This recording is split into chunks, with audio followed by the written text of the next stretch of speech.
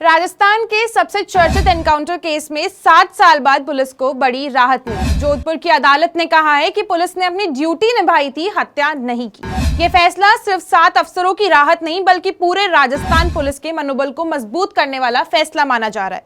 Anandpal encounter case ने जोधपुर की पुनरीक्षण अदालत यानी रिविजनल कोर्ट ने मजिस्ट्रेट कोर्ट के उस आदेश को पूरी तरह से खारिज कर दिया जिसमें 7 पुलिस अधिकारियों के खिलाफ हत्या की संज्ञान लिया गया था।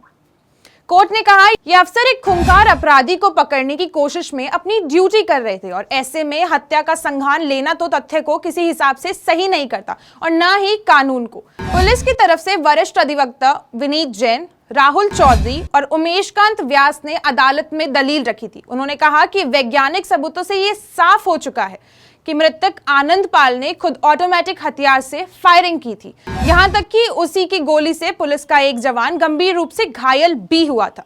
यानी कोर्ट ने माना है कि फायरिंग दोनों तरफ से हुई थी और ऐसे में सिर्फ पुलिसकर्मियों को दोषी मानना या दोषी ठहराना गलत होगा, कानून के जरिए में और गलत होगा और जल्दबाजी वाला फैसला भी माना जा रहा था। एक और बड़ी बात, आनंदपाल के भाई ने खुद को गवाह बताते हुए कहा कि करीब 6 साल बाद नए आरोप लगाए हैं, लेकिन अदालत ने कहा कि जांच के दौरान उसने कभी खुद को चश्मदीद बताया ही नहीं था और उसके सारे बयान बिना सबूत के और अविश्वसनीय माने जा रहे हैं। कोर्ट ने यह भी कहा कि अगर एक पुलिसकर्मी अपनी जान जोखिम में डालकर ड्यूटी निभा रहा है तो ऐसे मामले में अदालत को बेहद सावधानी और तथ्यों की गहराई से जांच करनी चाहिए। कोर्ट ने अपने आदेश में लिखा कि ऐसे अफसरों के खिलाफ बिना पर्याप्त सबूत संज्ञान लेना और उसके अलावा उनके मनोबल को तोड़ना होता है।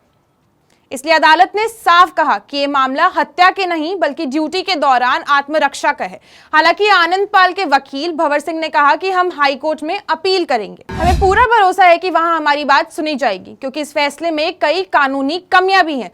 तो 24 जून 2017 को हुए आनंदपाल एनकाउंटर केस में 7 साल बाद अब जोधपुर कोर्ट का यह फैसला है कि राजस्थान पुलिस के लिए एक बड़ी कानूनी जीत मानी जा रही। लेकिन सवाल ये भी है, क्या हाई कोर्ट में ये राहत कामयाब रहेगी या फिर आनंदपाल एनकाउंटर केस की कहानी का एक नया अध्याय शुरू होने वाला है।